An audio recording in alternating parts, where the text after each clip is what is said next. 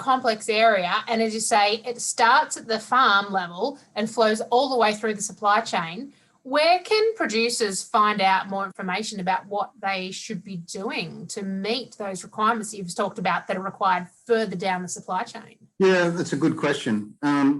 So producers themselves, it all flows back from the exporter. The exporter deals with a site called MICOR, MICOR.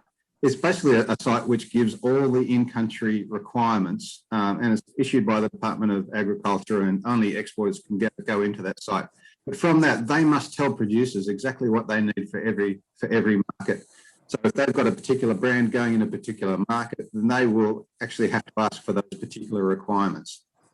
From there are also MLA will also issue advice on what's required for different markets, and in that you will get the export slaughter intervals for different chemicals, the withholding periods for what producers are allowed to utilise a chemical on property, and how long it is before they would be allowed to sell those animals for slaughter.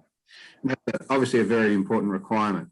Obviously, lamb we've changed the definition of lamb and the dentition requirements of that. We don't have the complications of beef with the age limitations in many markets, because it usually is just lamb or sheep meat. But when we get our quality assurance systems in place and our carcass feedback systems become better and better, you will find that brand development comes, and those feedback loops become even more important from the processor back to the producer. The other thing is around the health requirements. Some of the countries' requirements are disease-free. For instance, Saudi Arabia has new requirements around what has to be put in place for the scabies mouth vaccine before they can be put on the vessel. So obviously producers would need to know those requirements for them to be sold into that market. And we also have the National Sheep Health Monitoring Program, which has a livestock data link back to producers.